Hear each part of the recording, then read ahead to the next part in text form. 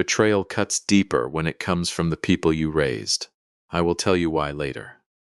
But let us back up a bit, because you need to understand what my house meant before you can truly comprehend what they did to it. My name is Thomas Miller.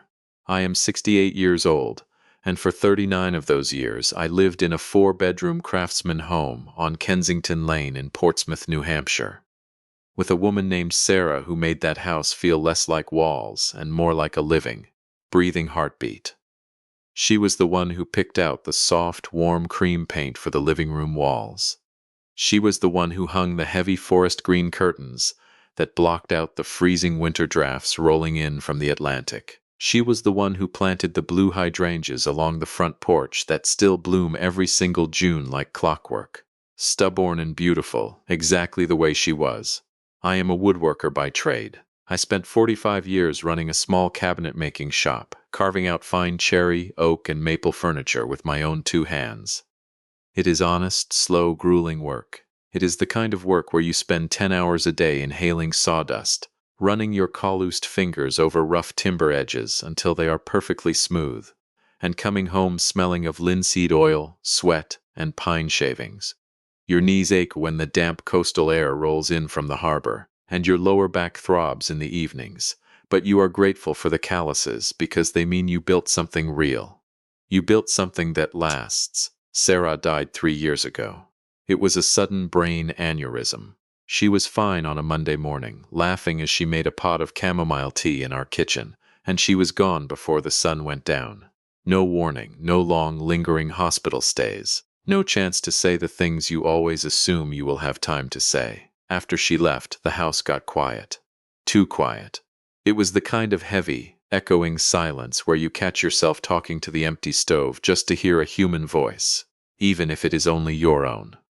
I would sit in my old leather recliner in the evenings, watching the shadows stretch across the pine floorboards I had laid with my own hands, and I would feel like a ghost inhabiting a museum of my own past life. So when my son, Ethan, called me on a chilly Tuesday night in February, his voice tight and trembling over the static of the phone, and asked if he and his wife, Rebecca, could come over to talk about something important, I said yes before he could even finish the sentence. I wanted the noise. I wanted the footsteps. I wanted to feel like a father again, instead of just an old man waiting for his own clock to run out. I should have asked more questions. Welcome to Dad's Hidden Revenge. Get comfortable. This story is going to take you somewhere dark, but it will also show you what happens when a man who has stayed silent for years finally decides he has had enough. Drop a comment below letting me know where you are listening from, and trust me, you are going to want to hear every single word of this. Let's get into it. Ethan is 37. He is a good kid mostly, but he is soft in the ways his mother spoiled him. Sarah loved him with an intensity that bordered on protective blindness.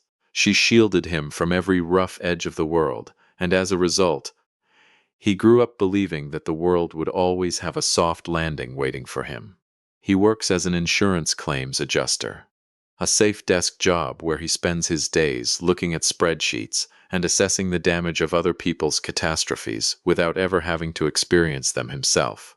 He married Rebecca 5 years ago. I remember standing at their reception, which was held at a trendy vineyard out in the New Hampshire hills, watching her mingle with the guests.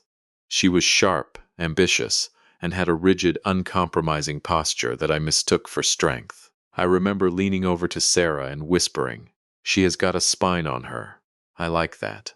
Back then, I didn't know that a spine could be used for something other than standing tall. I didn't know it could be used to plant a flag of ownership in another person's life. They showed up that Tuesday night carrying 2 cardboard cups of expensive coffee that sat on my kitchen island, completely untouched. While they laid out their plight, "Dad, we are drowning," Ethan said, his eyes fixed on the grain of the oak table rather than looking at me. "The rent in Portsmouth is out of control. We are paying $2,200 a month for a cramped 1-bedroom apartment, and with our student loans and car payments, we are never going to save enough for a down payment on a house of our own. We are just bleeding money into a landlord's pocket." Rebecca jumped in quickly, her voice smooth and perfectly rehearsed, as if she had practiced the pitch in the car on the way over. We wouldn't ask if it weren't serious, Thomas. We just need a little breathing room. Maybe a year, 18 months at the absolute most, just to get back on our feet, build up a solid savings account, and put down a deposit on a place where we can actually start a family. An 18-month window, I thought. I can do 18 months. This house has 4 bedrooms, 3 of which have been gathering dust and sheets for 3 years. It has a lonely old man who would give anything to hear the kettle whistle for more than one person. What is the harm? Of course, I said, reaching across the table to pat my son's hand. This is your home, Ethan. It always has been. Rebecca actually shed a few tears. She stood up, wrapped her arms around my neck, and called me a lifesaver, a lifesaver. It is a funny word to look back on now, considering she was the one who would eventually throw me into the deep end. They moved in 2 weeks later. A giant orange U-Haul truck parked crookedly in my gravel driveway, blocking the path to my workshop. I spent the entire weekend carrying heavy boxes up the narrow staircase, my bad hip throbbing with every step, but my heart felt lighter than it had in years. I helped Ethan carry their mattress into his old bedroom, and as we stood there in the dusty light, sweating and catching our breath, I felt something in my chest finally loosen. The house had sound again. There were heavy footsteps on the stairs, the low murmur of the television downstairs, the hum of the microwave, and the constant reassuring vibration of someone's phone buzzing on the granite counter. This is good, I told myself. This is what a family does. The first few weeks were easy. Rebecca made dinner twice. A chicken piccata that was a little too heavy on the capers but still decent, and we sat at the long dining table like a real family. Ethan would talk about his claims at the firm. Rebecca would describe her marketing campaigns, and I would tell them stories about Sarah, about the early days of building this house, and about how we had planted the hydrangeas out front during the humid summer of '87. But then, slowly, so slowly that I didn't even notice the erosion until the soil was gone, the house stopped being mine. It started with small things.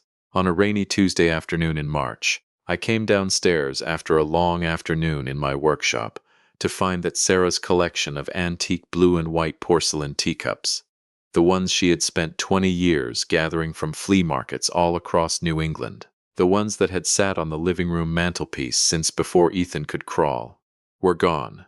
"Rebecca, honey," I asked, trying to keep my voice light as she sat on the sofa scrolling through her phone. "Where did the teacups go?" "Oh," she said, not even looking up from her screen. "I put those in a cardboard box in the attic. They were just cluttering up the mantel, Thomas. They didn't really fit the space, and I wanted to try a more minimalist, clean aesthetic down here. I hope that's okay. It was already done." The cups were packed, taped, and shoved into the dark rafters of the attic, cluttering up the space. That space had my late wife's fingerprints on every single square inch. But I didn't fight her. I swallowed the lump in my throat and told myself to pick my battles. "It's just porcelain, Thomas. Don't be the difficult old father-in-law over a few cups." But it wasn't just the porcelain. By April, Rebecca had completely reorganized my kitchen. My heavy cast-iron skillet, which I used every single morning to fry my eggs, was moved to the bottom shelf of a corner cabinet where I couldn't reach it without bending my bad hip at an angle that made me wince. In its place on the counter were her air fryer, a high-tech blender, and 3 different stainless steel canisters for organic flour and sugar that I never used. She began critiquing the way I cooked my own meals. "Thomas, you really shouldn't salt the pasta water that much," she would say, walking past the stove and peering into my pot with her arms crossed. "It's terrible for your blood pressure, and honestly, it ruins the delicate flavor of the wheat." She said it with a thin, polite smile, as if she were a culinary expert from Boston, rather than a girl who grew up in a suburban tract house in southern New Hampshire. She started commenting on my schedule, too. "You were gone a long time today, Thomas," she'd say when I came home from a walk down by the harbor. I was starting to worry, and honestly, the dog was whining to be let out. She stood there, arms crossed over her chest, looking at me like I was a teenager who had missed curfew in my own home. I tried to push back, just a little, to draw a soft boundary in the sand. "Rebecca," I said, catching myself, "I appreciate you wanting to keep the house tidy, but I've been cooking my own meals and running this household for 40 years. I know how to salt my water. Before I could even finish the sentence, Ethan would call out from the living room couch, his eyes glued to his laptop. Come on, Dad. She's just trying to look out for you. She's stressed out about work and the market, and she's only trying to help. Can you not be so difficult right now? Difficult. Me. In the house I said paid off in full in 2009. By July, I was actively hiding in my own home. I found myself staying in my workshop until late in the evening, long after my hands were too tired to hold a chisel, just to avoid the quiet, freezing tension of the kitchen. One evening, I walked down to the kitchen to grab a glass of cold water, moving quietly in my wool socks, and I overheard Rebecca talking to Ethan in the living room. That old leather recliner of your dad's completely ruins the aesthetic of the room, she hissed, her voice low but incredibly sharp. And honestly, Ethan, it smells like an old man. It's dusty and ancient. We need to get rid of it. Ethan didn't defend me. He didn't say, that chair was my mother's favorite place to watch him read. He just muttered, yeah, I know. I'll get him to move it to the basement this weekend. I stood there in the dark hallway, my hand gripping the cold glass of water, and I felt a physical pain in my chest. I didn't go into the living room. I quietly turned around, walked back up the squeaking stairs, and shut my bedroom door. I began spending my evenings at a small diner down by the docks called the Rusty Anchor, eating cold chicken parmesan alone at the counter, just to remember what it felt like to be treated like a paying customer instead of an inconvenient ghost in my own home. But the worst incident came in August. I came home from the hardware store with a box of brass screws and went to make myself a cup of black coffee. I reached into the cupboard for my favorite mug, the one Sarah had bought me at a coastal craft fair in Kennebunkport 15 years ago. It had a deep green glaze, a thick, comforting weight, and a slight chip on the rim that she always said gave it character. It was gone. I searched every cabinet. I looked behind the plates, under the cups, and in the dishwasher. Finally, I found it in the very back of the pantry, shoved behind a dusty box of gluten-free granola bars, as if someone had hidden it there on purpose. I brought the mug into the kitchen, where Rebecca was sitting at the island typing on her laptop. I held it up, my hand trembling slightly, and asked as calmly as I could manage, Rebecca, did you move this mug? She glanced at it, then back at her screen, her fingers never stopping their rapid tapping. Oh, that old thing? Yeah, I moved it. It's chipped, Thomas. It's a harbor for bacteria, and honestly, it looks terrible. I was going to throw it out, but Ethan said you'd get emotional about it, so I just put it somewhere out of the way. Somewhere out of the way. My coffee mug, the one I had held every single morning while watching the sun rise over the harbor. She had banished it like it was a piece of common trash. I didn't say a word. I didn't raise my voice. I just took the mug back to my bedroom, slid it into the top drawer of my nightstand, and kept it there. After that day, I drank my coffee upstairs in my bedroom, alone, like a disgraced guest in a house I had built with my own sweat. My neighbor, Martha, caught me out front one evening in September. I was watering what was left of Sarah's blue hydrangeas. Rebecca had adjusted the yard maintenance schedule, claiming the lawn was being overwatered, and the leaves of the bushes were turning a crisp, dry brown. You look tired, Thomas, Martha said, leaning over the low stone wall that separated our properties. Her eyes were full of a quiet, neighborly concern that made me feel incredibly small. I'm fine, Martha, I lied, keeping my eyes on the dirt. I'm just getting older, I guess. But I was not fine. You don't realize how much of yourself you are giving away when you do it one small piece at a time. It is like a slow erosion. You don't notice the canyon forming. You just wake up one morning and realize the ground beneath your feet is completely gone. By the following autumn, a full year into their stay, I was making excuses to leave my own kitchen. I had started keeping a small stack of $100 bills in my sock drawer, about $3,000, just in case. In case of what, I honestly couldn't have told you back then. It was just an instinct, a survival mechanism from an old builder who knew when a roof was starting to sag under the weight of too much snow. Then came the cold week in November, just before Thanksgiving. I was taking the heavy recycling bin down to the curb, my job, apparently, along with paying the mortgage, the electric bill, the water bill, and the gas bill, none of which Ethan or Rebecca had ever offered to help with. As I lifted the lid to throw in a cardboard box, I saw something glossy and colorful sticking out from beneath a pile of junk mail. I pulled it out. It was a thick, high-quality brochure for a Royal Caribbean cruise. 7 nights in the Eastern Caribbean. A private balcony suite, booked and fully paid for. The departure date was scheduled for January. I stood there in the freezing rain, the plastic recycling bin lid dripping cold water onto my bare hands, and I felt something shift in my chest. It wasn't sadness anymore. It was a cold, hard clarity. They are not saving for a house, I thought. They never were. They weren't using the 18 months to build a future. They were using my kitchen, my hot water, my electricity, and my silence to fund a luxury lifestyle that I couldn't even dream of. I was a subsidy. I was a free ride. I was the old man who paid the bills so they could buy Coach bags and drink cocktails on a balcony in Nassau. I didn't say anything that night.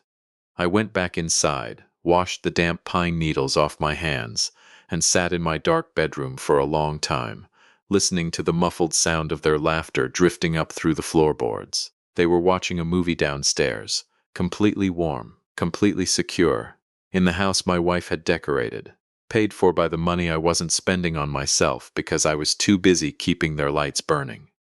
2 years, I thought. 2 years of being told I am difficult for wanting my own kitchen back. 2 years of hiding in my workshop like a dog. I didn't know yet what Thanksgiving Day was going to bring. I didn't know about the crystal wine glass, the emergency room, or the sound handcuffs make on a quiet street in the damp morning air. But some deep, dormant part of me had already started counting down. And 3 days later, at my own Thanksgiving table, Rebecca was going to hand me the exact reason to stop being patient and start being done. Thanksgiving morning, I woke up at 5 o'clock. The sky was still a bruised, dark purple, and a cold coastal rain was drumming against the window pane. I went downstairs, turned on the oven, and started cooking. It was an old habit of mine. Sarah used to say I was still feeding an entire army platoon instead of just 3 people.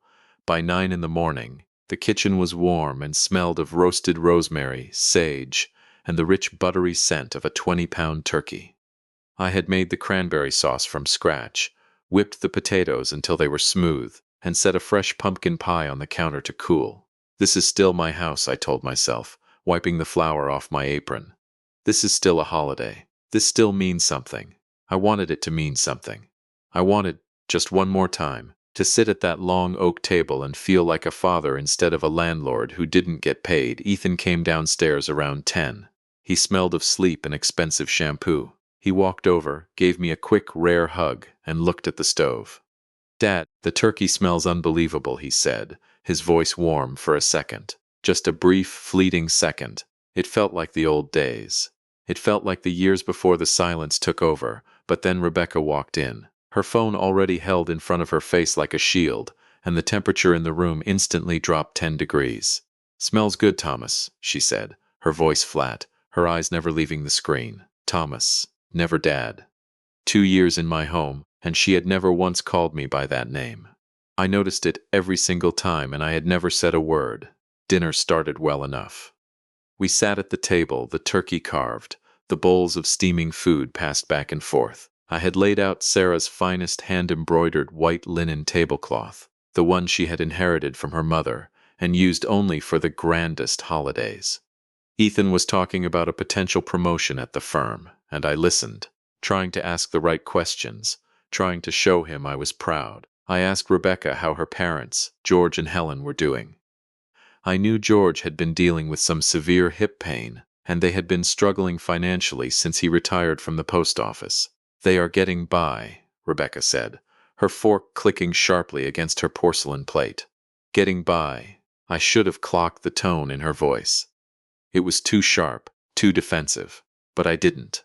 I just nodded and chewed my turkey, keeping the peace. We were about 20 minutes into the meal, our plates half full, when Rebecca set her fork down with a loud, deliberate clatter. "So, Thomas," she said, leaning back in her chair and locking her eyes onto mine, "I need to tell you about something we've decided. George and Helen's landlord just raised their rent again. $350 a month, effective on their next lease. They simply cannot afford it on his pension." I nodded slowly, keeping my voice neutral. That's terrible, Rebecca. Rents are completely out of control along the coast right now.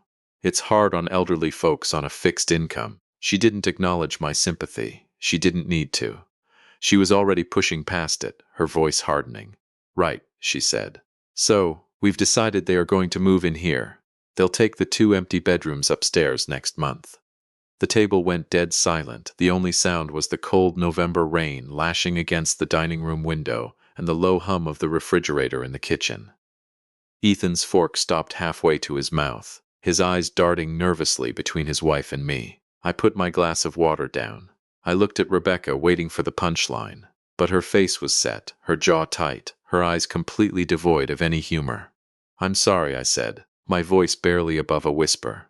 "What did you just say?" "My parents," she repeated, speaking slower, as if she were explaining a simple concept to a child.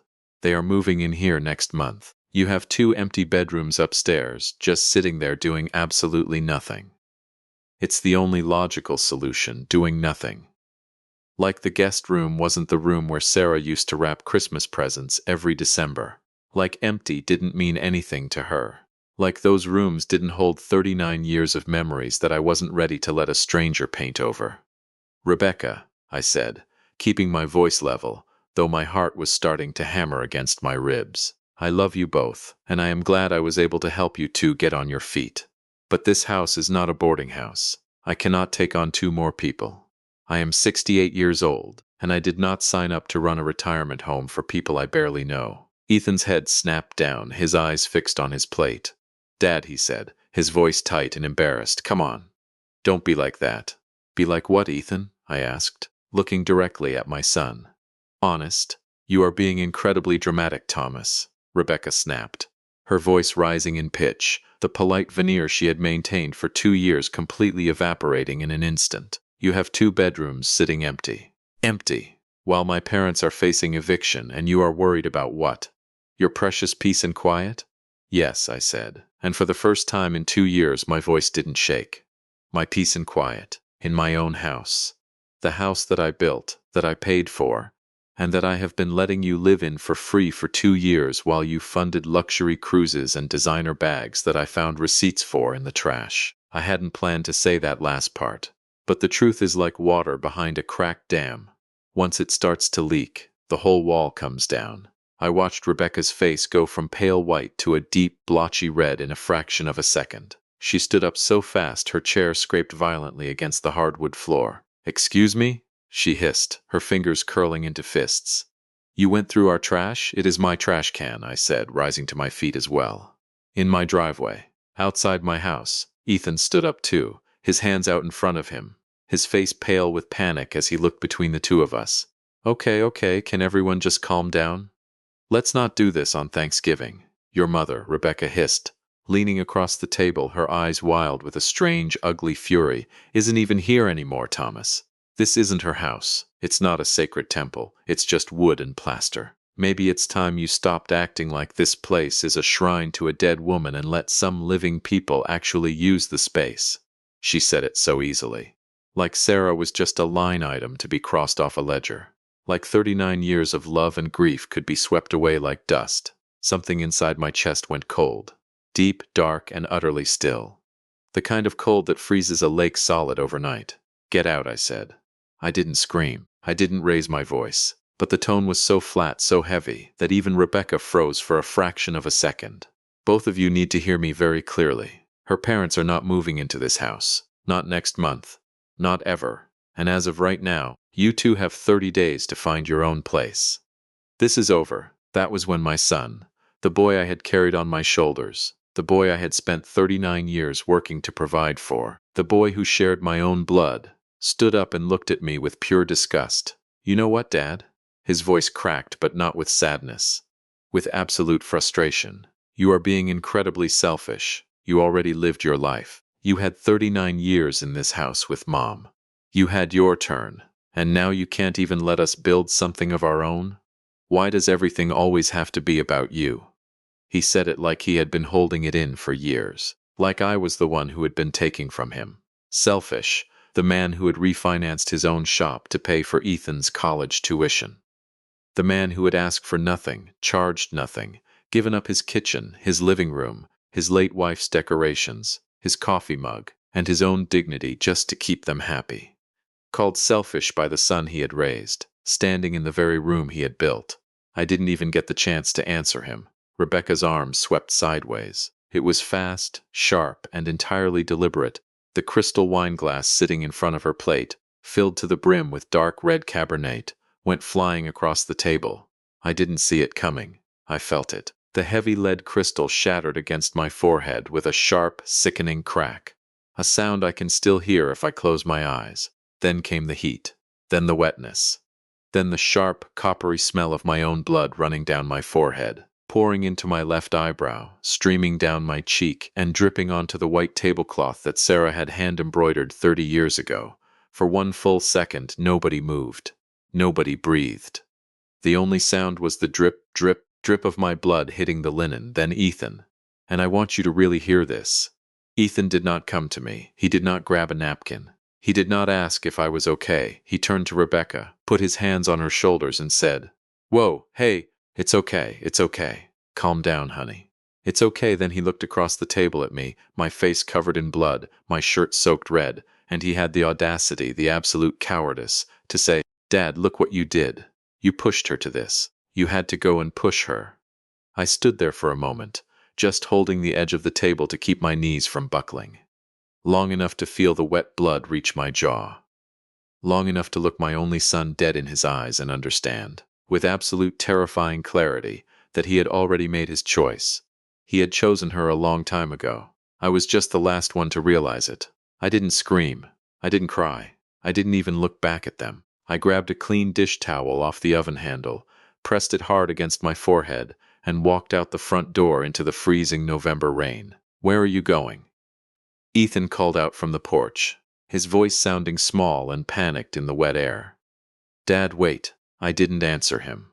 I got into my old Ford truck, started the engine, and backed out of the driveway, the blood already soaking through the thick cotton of the kitchen towel. I drove myself to Portsmouth Regional Hospital on Borthwick Avenue. It was an 11-mile drive, and I remember every single red light along the highway. I remember the way the windshield wipers scraped against the glass, the smell of damp wool and blood in the cab, and the steady, rhythmic throbbing in my temple. In the emergency room, the triage nurse took one look at my face and bypassed the entire waiting room. They took me straight back to a sterile room, with bright, humming fluorescent lights. 6 stitches. Right above my left eyebrow, where the skin had split down to the bone.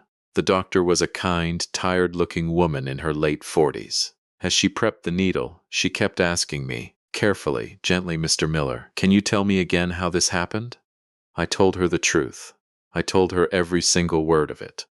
While they numbed my forehead and threaded the first black stitch through my skin, I pulled out my phone with my right hand and opened a text thread that I hadn't touched in nearly a year. It was to my lawyer, Harrison Vance. He was an old friend of mine, the man who had handled Sarah's estate and knew exactly how meticulous and precise I could be. When my back was against the wall, "Harrison," I typed, my hand remarkably steady. "I am in the ER. Rebecca threw a heavy crystal wine glass at my head tonight during Thanksgiving dinner. 6 stitches. Ethan is covering for her and blaming me. I want to press charges. I need an emergency protective order filed the second the courthouse opens on Monday morning, and I want eviction paperwork ready to go the same day. I am done being patient. Call me as soon as you get this." I hit send before I could talk myself out of it. Then I lay back on the thin hospital bed, watching the tiny red drops of blood dry on my canvas jacket, and for the first time in 2 long years, I felt a deep, overwhelming sense of calm. They wanted to know what a quiet man looked like when he was done.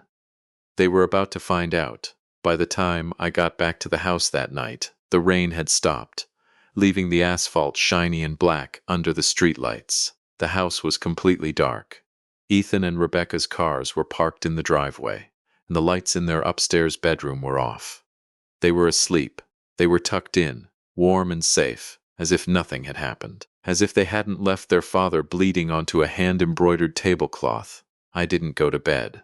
I sat in my old leather recliner in the dark living room, my forehead throbbing under the fresh white bandage, my phone held tight in my hand. At 11:47, Harrison texted back, "Got it, Tom. I'm incredibly sorry this happened. I'm drafting the emergency protective order request right now. Given the medical report and the photos, the judge will sign off on this immediately. Do not engage with either of them tonight. Just document everything and stay in your room. I'll call you at 8. Do not engage." It was the easiest advice I had ever been given. I sat there in the dark, listening to the creaks and groans of the timber house. The house I had built, the house I had spent 2 years apologizing for existing in. And for the first time, I didn't feel like the difficult one.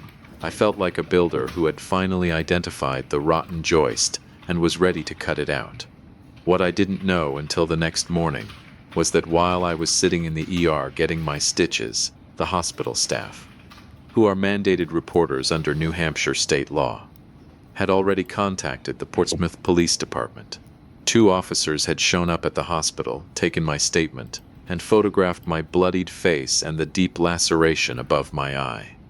They had filed their criminal domestic violence report that night, and Harrison would use that official police file to secure the emergency protective order first thing Monday morning. I didn't sleep more than an hour that night. By 5:45 on Friday morning, I was sitting on the front porch with a steaming cup of coffee in my favorite chipped Kennebunkport mug, a fresh white bandage taped over my eye, watching the sun rise cold and pale over the wet slate of Kensington Lane. At 8 o'clock, Harrison filed the paperwork. By 9:15, a family court judge had signed the emergency temporary protective order, which barred Rebecca from coming within 100 yards of me or my property. And by 9:47, 3 police cruisers turned slowly onto Kensington Lane, 2 sheriff's deputies and 1 Portsmouth PD unit, their lights flashing silently in the damp morning air. No sirens, just the cold, clinical reality of the law. The neighbors watched. Martha stood on her porch, her hand over her mouth. I didn't move from my seat or rocking chair. I just took a slow sip of my coffee as the officers walked up the gravel path. They didn't knock. They didn't have to. I stood up, opened the front door, and let them in. Ethan answered the inner door in his boxers, his hair messy, his eyes bleary with sleep. I watched his face drain of all color in about 2 seconds flat as the Portsmouth PD officer stepped into the hallway, a copy of the warrant in his hand. The officer read Rebecca her rights right there in the entryway, while she stood in her silk pajamas, her hair tangled, her hands being pulled behind her back into the cold steel handcuffs. She began to cry, her voice high and panicked, but the officers were polite, firm, and completely unmovable. The sheriff's deputies handed Ethan the protective order paperwork. Rebecca was ordered to leave the property immediately. Because she was being arrested and barred from the premises, Ethan was given exactly 10 minutes to pack a single duffel bag of her essential belongings. 10 minutes. That is all he got. I watched him run frantically up the stairs, heard him slamming closet doors and drawers, throwing random clothes into a canvas bag. Rebecca stood in the doorway, handcuffed, sobbing as a deputy held her by the elbow. When they led her down the steps to the waiting cruiser, Ethan followed her out into the wet gravel, barefoot and shivering in the cold wind. That was when he saw me sitting in my chair on the porch, my coffee mug in my hand, the white bandage stark against my forehead. He lost his mind. "Are you happy now?" he screamed, his voice cracking across the quiet neighborhood, so loud that I saw Martha flinch on her porch. "You are throwing us out on the street over a mistake. You are completely selfish, Dad. You know that? You are destroying your own family." I didn't answer him. I didn't blink. I just sat there in the damp air and watched the officers guide Rebecca into the back of the cruiser, close the heavy door, and drive away. I didn't call the police on her. The law did. Her own actions did. The moment she let go of that glass, she signed her own eviction notice. I just let the silence answer for me. The machine I had set in motion didn't stop. It just kept turning, gear by gear, on its own. Harrison called me on Tuesday morning to walk me through the next steps. Because of the domestic violence laws in New Hampshire, the county prosecutor was taking over the case. They didn't need me to press charges. The state was doing it for me. Rebecca was released on bail that afternoon, but under the terms of the protective order, she couldn't step a single foot onto Kensington Lane. Ethan, acting out of a mixture of pure spite and blind loyalty to his wife. Rented a U-Haul on Wednesday night to empty out their bedroom, but he tried to play one last game. He sent me a long, angry text message. "We are leaving the heavy furniture and the boxes in the garage," it read. "We have nowhere to put them in our temporary place. Don't touch our stuff, or we'll sue you for property damage." I didn't play. I handed the phone to Harrison. Within an hour, Harrison sent a formal legal addendum to Ethan's inbox. Any personal property remaining on the premises after Friday at 5 p.m. would be deemed legally abandoned and disposed of in a commercial dumpster at their sole expense. That sent Ethan into an absolute panic. By Thursday afternoon, under a freezing pouring rain, Ethan was forced to drag his father-in-law, George, who was limping heavily on his bad hip, to help him haul those heavy dressers, bed frames, and cardboard boxes out of my garage. I watched from the kitchen window as they struggled in the mud, their coats soaked through, packing the rental truck in near silence.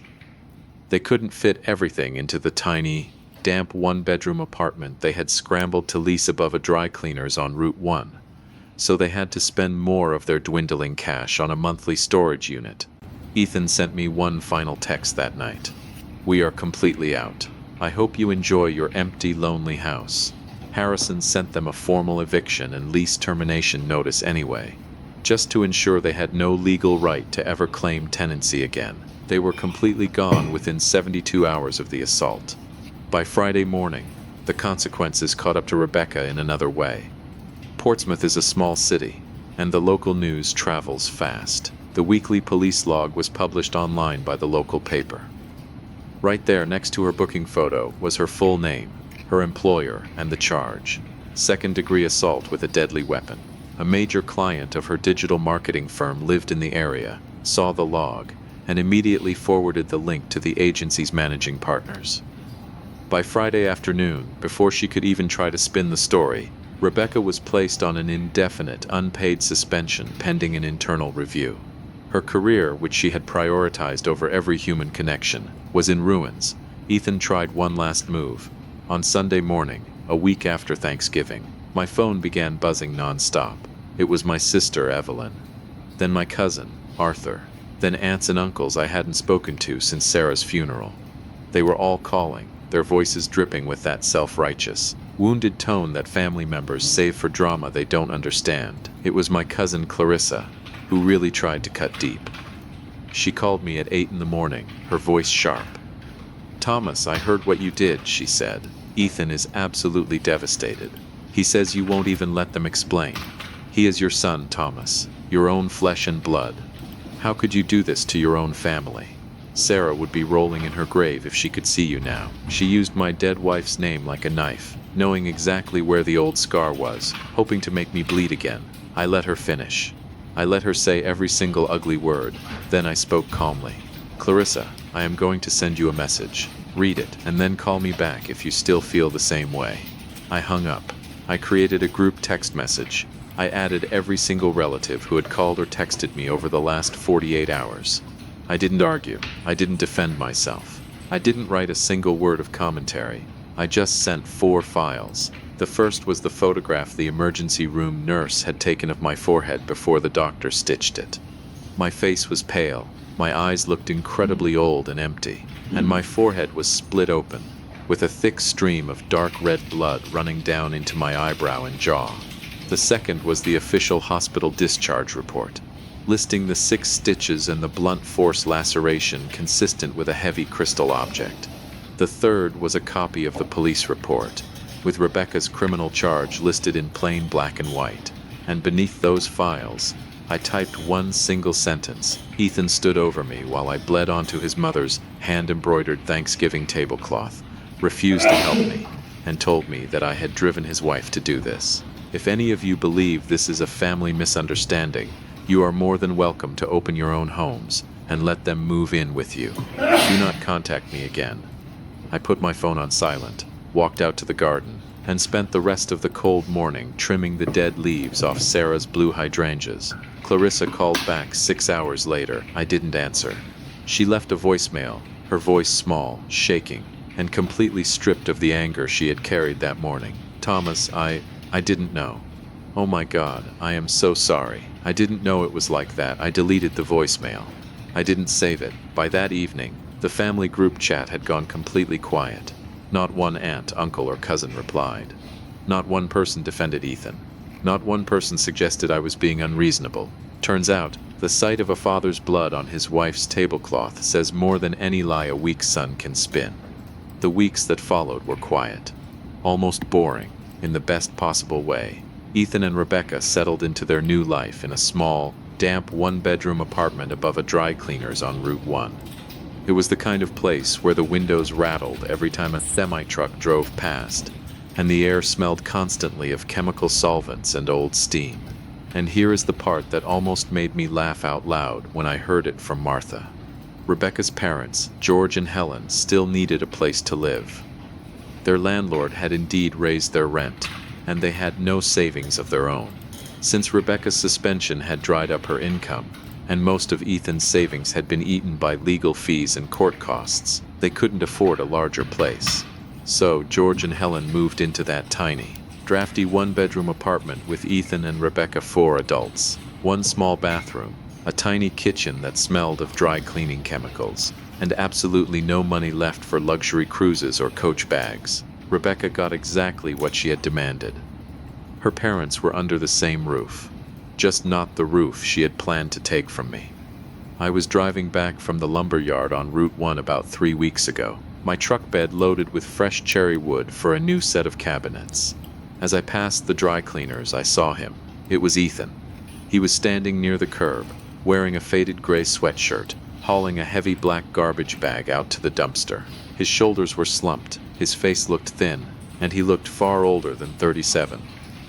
On the small concrete stoop of the apartment, George and Helen were sitting in 2 cheap plastic lawn chairs, wedged between the front door and a rusty fire hydrant, looking out at the highway traffic as if they were waiting for a bus that was never going to arrive. I didn't slow down. I didn't honk my horn. I just pressed my foot on the gas and kept driving. That was the last time I saw my son. I thought I would feel sad. I thought I would feel some lingering guilt, some fatherly instinct to pull the truck over, hand him some money, and tell him to come home. But as I drove along the coastal highway, all I felt was the smooth, quiet hum of my truck's engine and the deep, reassuring knowledge that I had given him everything a father could possibly give, and he had traded it all for a woman who threw glass at his father's head. Some debts can never be repaid. Some doors, once you close them and turn the lock, do not open a second time. 6 weeks after Thanksgiving, I sat on my back porch on a warm, clear evening. I had a cold beer in my hand, and I was listening to nothing but the wind rustling through the pine needles and the distant, rhythmic crash of the waves against the harbor walls. The week before, I had gone up to the attic. I pulled down the cardboard box, unpacked Sarah's blue and white porcelain teacups, and set them back on the living room mantelpiece, exactly where they belonged. I cleared Rebecca's blenders and air fryers off the kitchen counters and put my cast iron skillet back on the main shelf where I could reach it without bending. The house felt like hers again. It felt like mine again. My phone buzzed on the cedar table beside me.